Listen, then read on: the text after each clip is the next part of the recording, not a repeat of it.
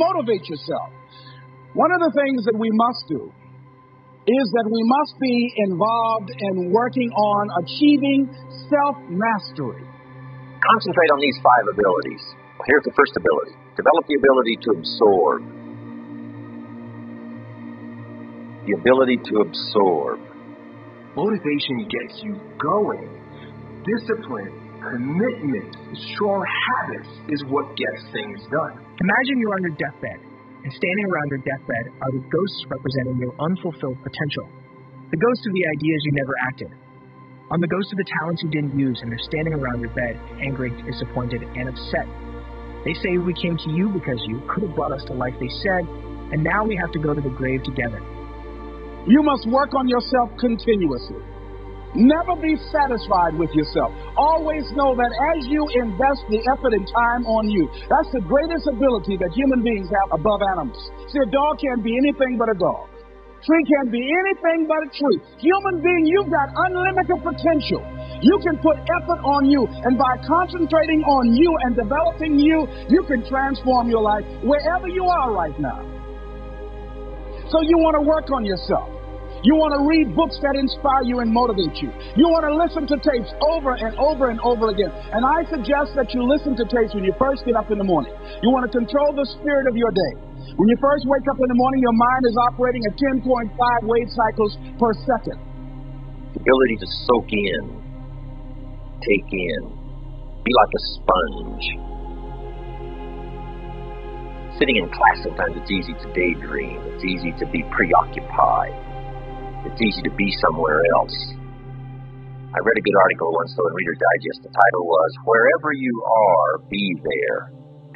I thought that was excellent. Be there. Concentration.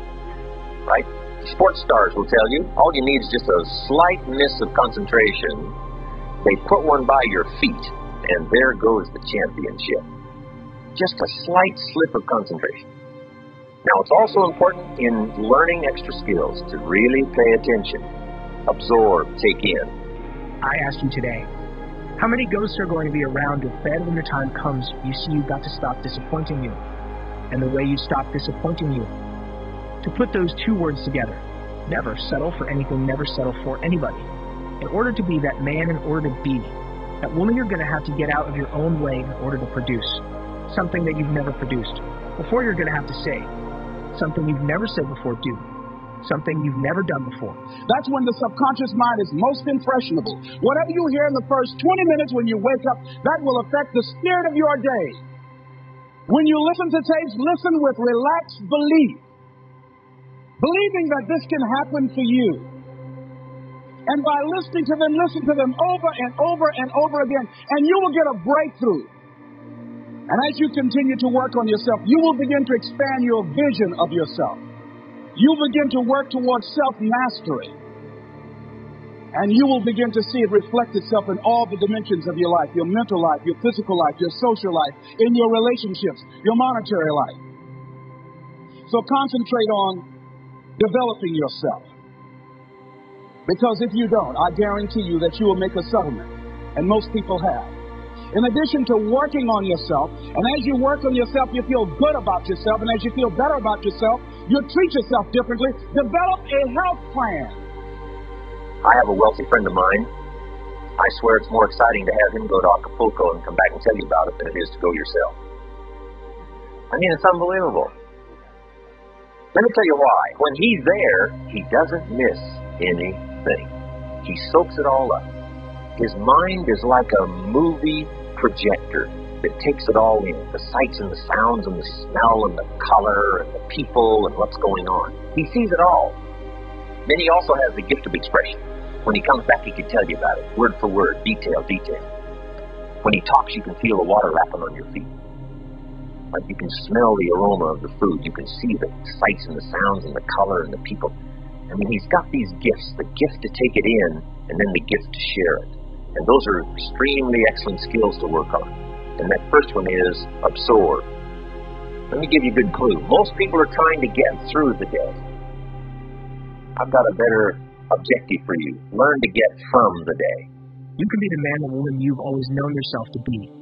Listen to me carefully, you will not settle. If you could see what was on the other side of hanging in there and listen to the truth, then live the truth and go out and get it done. How are you going to separate yourself? From everybody else, you keep going, and then after that you keep going. You want to live your dreams, you want to. Have your goals, you want to get to that next level, you are beginning a legacy. But there is a difference. I knew what it took to be the best in the world. Right, it's all up here. Whoa, I feel good. When it comes time to bring it into practice, grounded action is what gets things done. When you have built a habit, it's ingrained in your nervous system in such a way that the brain doesn't even have to consider whether or not it'll get done. It just gets done because you committed. Commit once. This is important. You guys need to write this down. Commit once. You don't need to commit more than once. You commit once to the thing that you're going to do, and then you do it every single day. So whatever it is that you're trying to achieve in life, the critical component is getting things done, and getting things done in a systematic way. Building the character that's associated with getting things done in a systematic way requires that you become. I just remember one day waking up and saying to myself, despite everything that's going on, I got to get to another level. But at that particular time, I must be honest, I had the passion, but I didn't necessarily have the theory. And I remember saying to myself how empty I felt. On one hand, I felt empowered. I felt that I could do for other youth what someone had done for me. And so I remember saying to myself, if I could just find that individual that I could get inspiration from, if I could find that mentor, that person that could give me the blueprint, like I know I can make a difference. Like I know I can turn things around. I've actually experienced it before. I had a mentor. I had someone when I was homeless. Someone when I was living in abandoned buildings and eating out of trash cans. I had the experience of someone speaking the right words at the right time to help me to get my GED and send me off to college. Discipline. Oftentimes people will come to me for advice on fitness, on building their businesses, and their relationships, whatever the case may be.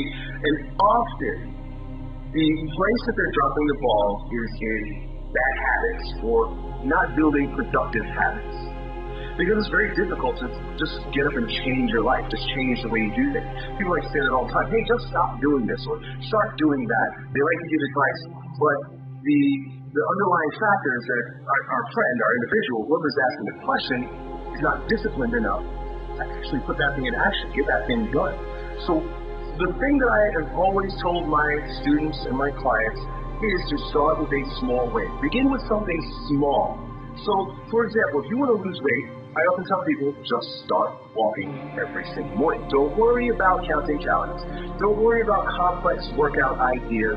Don't worry about anything that anyone is telling you. And so I've seen this before. I've been in this movie before. I think now that I'm mature enough that I can do for others what was done for me. I can see it in my mind's eye. I know exactly what it will look like. Is there such a person? Does this person exist? Everybody kept saying in that particular city, in that particular region, like, this is the person you need to go see. And I remember saying to myself, like, this is it. I've got it. I'm going to meet with this person, and this person's going to change my life. I had one perspective of what it would look like.